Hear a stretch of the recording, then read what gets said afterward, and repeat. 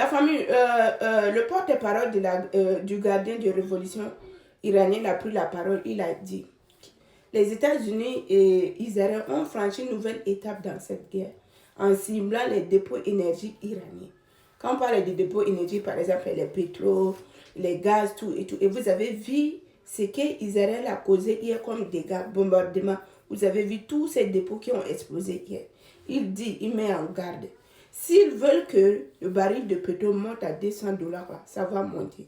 Donc il dit, il est temps que les États-Unis arrêtent de cibler les dépôts énergie de l'Iran. Et je vous dis, cette guerre-là, ça va toucher beaucoup du monde. Et à l'heure où je vous parle, le prix du pétrole a augmenté, surtout en Europe, Afrique et Asie. Et beaucoup de gens qui vous disent que non, Trump aussi vont subir, les Américains aussi vont subir. Est-ce que vous connaissez le nombre de barils de pétrole que les Américains bénéficient du Venezuela? Vous connaissez? Prenez seulement de janvier, depuis qu'ils ont capturé le président Maduro, ils ont kidnappé là. Le nombre de barils de pétrole que les États-Unis bénéficient du Venezuela, vous connaissez? Moi, je dis côté énergétique, là, l'Amérique ne va pas beaucoup souffrir. Ça, c'est vrai, l'Amérique ne va pas souffrir parce qu'il y a c'est pas l'Amérique ne dépend pas du pétrole qui vient de l'Iran, non. C'est la France, Asie et l'Afrique qui vont souffrir. En vrai, là, c'est ça. Sinon, pas l'Amérique va s'en sortir. Mais en réalité, cette guerre-là, nous tous, nous allons payer les prix par différentes formes, quoi. Les denrées vont augmenter, il y a beaucoup de choses qui vont augmenter. Donc, en vrai, là, il est temps vraiment d'arrêter cette guerre parce que c'est déjà trop. C'est déjà trop. Ça fait aujourd'hui, je pense, le 9e jour, il n'y a pas de solution.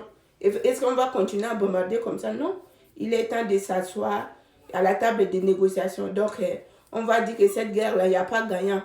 Nous tous, là, on n'a pas gagné. On s'assoit, on discute, on trouve une solution, c'est tout. Parce que je ne vois pas qui va aller détruire, éliminer tous les gardiens des révolutions, là. Je ne vois pas. Si vous voyez bien la façon que les gardiens des révolutions s'organisent, là, et je peux dire quoi, il anticipe les choses. Il anticipe les choses. Et c'est quelque chose de tirer les leçons.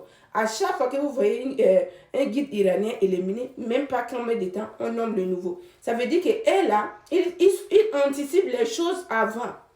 Et c'est comme ça devait être comme ça.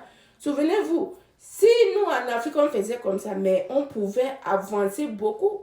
Mais nous en Afrique, on n'a pas l'idée comme les gardiens des révolutions. Donc en réalité, Trump ne peut pas éliminer les gardiens des révolutions là aujourd'hui tous et dire que c'est moi qui vais choisir quelqu'un en Iran là. Ça là c'est rêve. Ça c'est rêve. Sinon pas pour que ça soit réel là. Ça va jamais être réel. Donc asseyez-vous et discutez, c'est tout. Nous là on paye le prix pour rien. On ne connaît pas ni Dada ni Ève dans cette guerre là. Et c'est les innocents et les pauvres qui vont subir seulement les conséquences. Non, asseyez-vous et discutez, trouvez une solution en temps, c'est tout. C'est tout.